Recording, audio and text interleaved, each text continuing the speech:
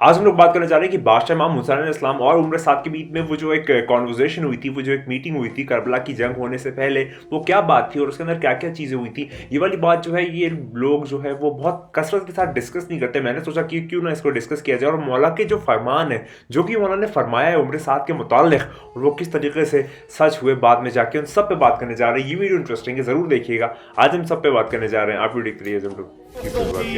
برية وفي التوراة نجية وفي الإنجيل إيليا وفي الزبور أريا وفي القرآن عليا.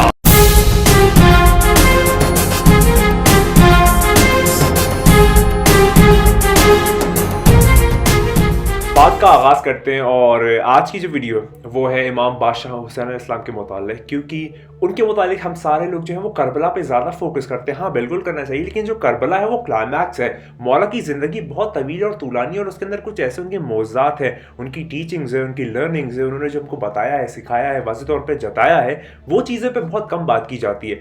तो मैंने सोचा कि क्यों ना मौला के जो मौज़ात हैं, मौला की जो बातें हैं, मौला ने की जो फ़रामीन है, मौला ने लोगों को किस तरीके से सही किया है, ठीक किया है। जैसे कि आप लोगों को मैं मिसाल के तौर पे बताऊं कि जो फितरुस का वाक़या है वो बड़ा मशहूर है। आप लोगों ने सबने सुना होगा कि जो फितरुस का वाक़या है उसको पर अता हुए थे मौला के झूले से, जब वो वाबस्ता हुआ था, जब उसने अपना आप को मस किया तो मौला ने उसको पर अता फरमाए। लेकिन सिर्फ ऐसे फितरुस ही नहीं है, ऐसे ना जाने कौन कौन है। जैसे कि मिसाल के तौर पर दरदाइल, दरदाइल एक फ़रिश्ता है। मैं समझता हूँ कि आप लोगों में से बहुत कम लोग होंगे जिन्होंने दरदाइल के वाक़े के मुतालिक सुना होगा, लेकिन इंशाल्लाह वो किसी और वीडियो में। फ़िलहाल इसी तरीके से मौला की जो पूरी ज़िंदगानी है, मौला की जो ये एक ज़ाहिरी ज़िंदगानी है, इसके अंदर बादशाह इमाम हुसैन अलैहिस्सलाम के क्या मौज़ात है, उस पर हम लोग बहुत कम बात करते हैं। मतलब लोग जो हैं वो सिर्फ उनकी मज़लूमियत पे बात करते हैं। बेशक करनी चाहिए, लेकिन उनकी जो करीमी है, वो कितने करीम थे, उस पर भी बात करना बहुत ज़्यादा ज़रूरी है, ऐसा मुझको महसूस हुआ। तो चले आज पर हम लोग बात करते हैं कि जो मौला बादशाह इमाम हुसैन अलैहिस्सलाम है और जो अपने साथ मलून है, उनके बीच में जो एक मीटिंग हुई थी वो किस तरीके से पेश आई थी। तो जो रिवायतों में जुमले आते हैं वो कुछ इस तरीके से है कि जब बादशाह इमाम हुसैन अलैहिस्सलाम को करबला में हर तौर से घेर लिया गया और उसके बाद जो है वो करबला में फिर मतलब वो पूरी एक जो करबला है वो सज गई, तैयार हो गई और आशूरा का दिन आने वाला था, तो उस दिन उम्र साद से मौला ने मीटिंग की। मौला ने कहा कि उम्र साद मैं तुमसे मिलना चाहता हूँ, और उम्र साद को मीटिंग के लिए एक जगह पर बुलाया। तो दोनों जो आर्मीज थे उससे कुछ डिस्टेंस पे उम्र साद को मौला ने बुलाया, और अब वो जो पूरा एक वाक़या है वहाँ पर हम लोग बात करेंगे कि किस तरीके से वो चीज़ हुई। तो मौला इमाम बादशाह हुसैन अलैहिस्सलाम ने फरमाया कि उम्र साद, तुम पे लानत हो, तुम पे 100 दफ़ा लानत हो। क्या तुम्हें डर नहीं है कि खुदा से तुमको खौफ नहीं है कि तुम किस तरीके से क्या करने जा रहे हो? क्या तुमको खुदा से खौफ नहीं? मतलब मौला जो है वो बता रहे हैं कि जो तुम ये काम करने जा रहे हो, क्या तुम्हें खुदा से खौफ नहीं है? तुम ये कैसी चीज़ करने जा रहे हो? और उसके बाद फरमाते हैं कि तुम क्या ये रियलाइज़ नहीं करते कि जब क़यामत का दिन आएगा तो तुम खुदा के सामने किस तरीके से खड़े होगे, अपना मुँह किस तरीके से दिखाओगे कि ये जो काम तुम अंजाम देने जा रहे हो। और फिर मौला फरमाते हैं, और ये बहुत इंपॉर्टेंट जुमला है, बहुत बड़ा जुमला है, आप ज़रा सुनिए कि मौला यहाँ पर क्या फरमाते हैं। मौला फरमाते हैं कि तुम मुझको मारोगे जबकि तुम जानते हो कि मेरा नाना कौन है और मेरा बाबा कौन है। मौला का जुमला सुनिए। मौला बादशाह इमाम हुसैन अलैहिस्सलाम फ़कत ये फरमा सकते हैं और किसी की मजाल नहीं कि ये जुमला फरमा दे। मौला फरमाते हैं कि क्या तुम मुझको मारोगे जब तक कि तुम जानते हो कि मेरे नाना कौन है और मेरे बाबा कौन है। और उसके बाद फरमाते हैं कि मैं तुमको एडवाइस करता हूँ, मतलब मैं तुमको ये समझाता हूँ, बताता हूँ कि तुम यजीद की आर्मी को छोड़ दो, उसकी फोर्सेस को छोड़ दो, और जो है वो तुम मेरे जानब आ जाओ। मतलब मौला यहाँ पर देखिए समझा रहे, जब तक गुनाह होता नहीं है, जो हुज्जत है उसका या फिर जो अल्लाह है, जैसे कि वो जब तक गुनाह आप कर ना दे तब तक वो कभी लिखता नहीं है नामा अमाल में, उसी तरीके से जो हुज्जत है वो बार बार समझा रही है, वो आपको गाइड कर रही है। ज़माने की हुज्जत, जैसे हमारे साहिब-उज़-ज़मान है, उस ज़माने की हुज्जत जो थी वो बादशाह इमाम हुसैन अलैहिस्सलाम थे, और वो बार बार अपने साथ को बता रहे हैं कि अभी भी तुम्हारा वक्त है, अभी वो तुमने काम अंजाम नहीं दिया, जबकि सोच लिया लेकिन अंजाम नहीं दिया है, तो अभी भी वक्त है, चले आओ, सही रास्ते पे आ जाओ, मैं फिर बुला रहा हूँ, आ जाओ। तो देखिए फिर मौला हुसैन अलैहिस्सलाम ने यहाँ पर फरमाया, और उसके बाद देखिए इतना कमीना है ये उम्र साद कि अब ये क्या फरमाता है। मतलब जो शैतान है और जो नफ्स है, ये नफ्स है अम्मारा और शैतान मिलके आपका काम कैसे ख़राब करते हैं, अब आप वो सुने। अब यहाँ पर उम्र साद कहता है कि अगर मैं आपको ज्वाइन करता हूँ, मतलब बादशाह इमाम हुसैन अलैहिस्सलाम से फरमाता है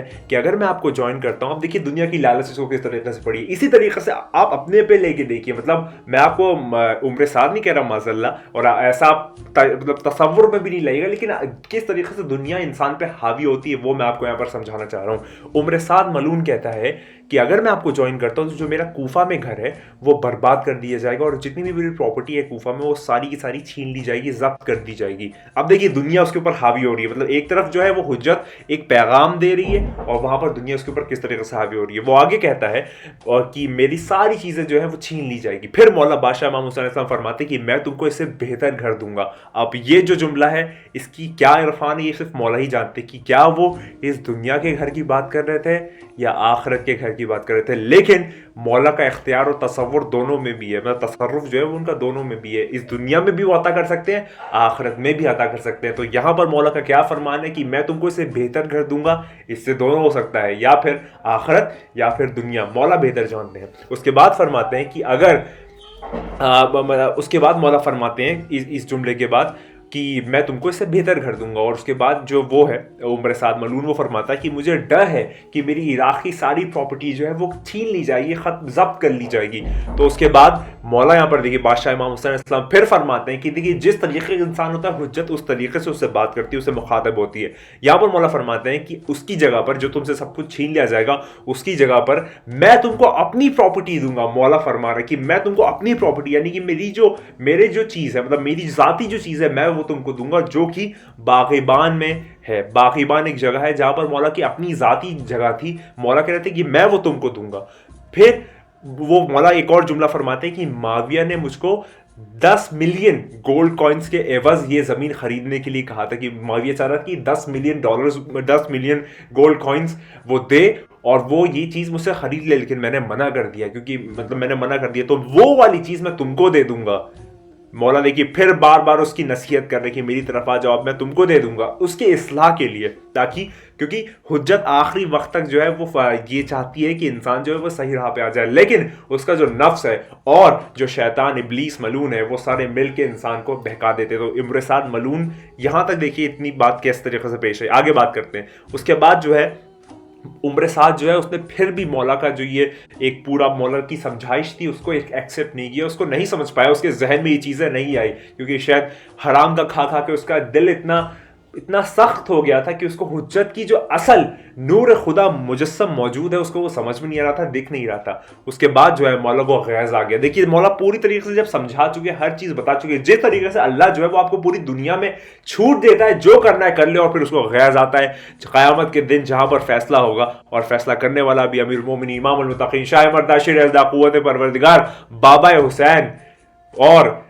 दस्ते पैगंबर जो है वो करेगा, तो वहां पर भी वो करेगा। तो यहां पर भी आप देख सकते फिर जब मौलाना ने अपना पूरा हुज्जत तमाम कर दी, फिर जो है वहां पर मौला इमाम हुसैन साहब ने गैज़ में आके कहा कि ऐ उम्र साद खुदा तुझको, मतलब पहले लानत भेजी, उसका कहा कि खुदा तुझको तेरे बिस्तर में मारेगा। मतलब अल्लाह ने, मतलब मौला हुसैन अलैहिस्सलाम ने ये कहा कि अल्लाह करे कि तू तेरे बिस्तर में मरे या खुदा तुझे तेरे बिस्तर में मारेगा और क़यामत के दिन तेरे गुनाहों की कोई शिफात ना करे, क्योंकि शिफात करने वाले वो खुद है।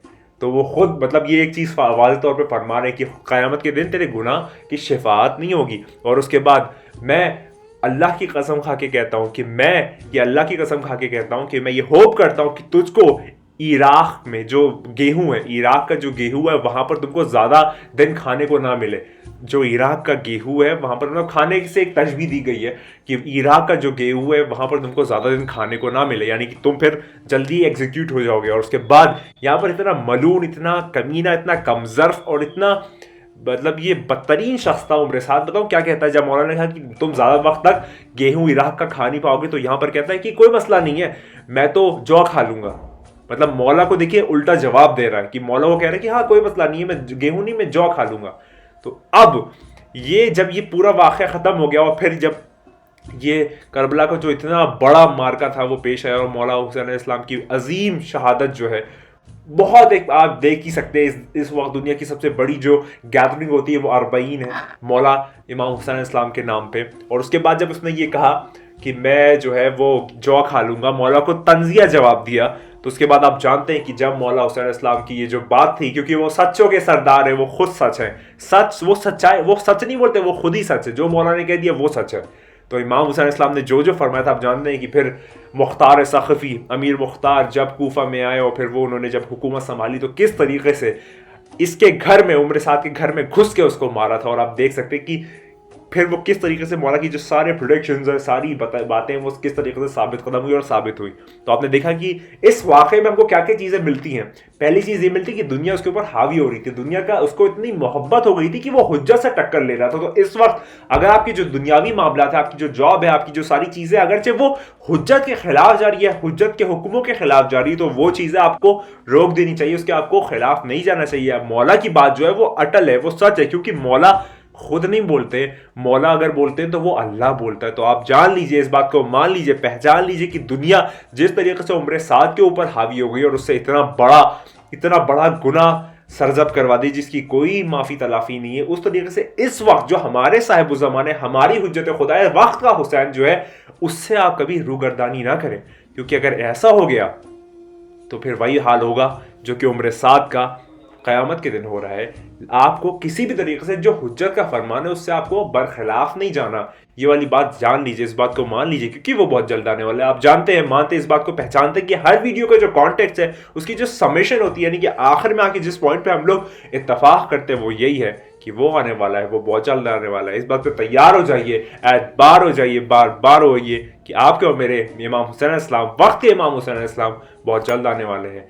और अब जो है वो मतलब धीरे धीरे जो है वो वक्त उस तरफ चलता चला जा रहा है। जैसे जैसे एक एक दिन गुजर रहा है, मौला के ज़हूर में एक एक दिन बासी तो आ रहा है, जैसे जैसे वक्त गुजर रहा है। तो जब भी होगा, अल्लाह जब भी चाहेगा, लेकिन बस दुआ कीजिए कि वो बहुत जल्द आने वाला है। इस बात को ऐसा ना समझिए कि भी बहुत 200-300 साल हैं, बस अल्लाह करे तो बहुत जल्द मेरे मौला का ज़हूर होने वाला है। तो आपने देखा किस तरीके से बादशाह इमाम हुसैन इस्लाम पे, और हाँ, बादशाह इमाम हुसैन इस्लाम पे अगर आप चाहते हैं कि मैं कुछ और वीडियोस बनाऊं, उनके वाक़यात करबला के अलावा जो उनके और मौज़ात है, उनकी जो करीमी के सिलसिले, उन्होंने क्या क्या चीज़ें उनकी जो एक लाइफ टाइम में हुई, अगर आप उस पर वीडियो चाहते हैं तो ज़रूर बताएं। मैं किताबों को छान छान के सर्च करके रिसर्च करके आप लोगों के सामने इसमें लाऊंगा, ताकि आप लोगों को एहसास हो कि बादशाह इमाम हुसैन इस्लाम फ़कत मजलूमियत के इमाम नहीं है, वाकई तौर पे इमामत के इमाम है, करीमी के इमाम है, वो पूरे मुजस्सम इमाम है, क्योंकि वो सरकार दो आलम सल्लल्लाहु अलैहि वसल्लम से निस्बत रखते हैं। और इतना बड़ा जो एक हदीस आई है कि हुसैन मुझसे और मैं हुसैन से, ये सारे वाक़यात जो है वो बहुत सारे किताबों में दर्ज है, पुरानी किताबों में दर्ज है, लेकिन लोग जो है वो पढ़ते नहीं अमूमन। तो इन सब पे अगर आप वीडियो चाहते हो तो प्लीज़ बताइएगा। हमेशा एक ही बात कहूँगा कि वो बहुत जल्द आने वाला है। तू नहीं है, बस वही है। खुदा को याद करो यार, खुदा को याद करो। खुदा हाफिज़।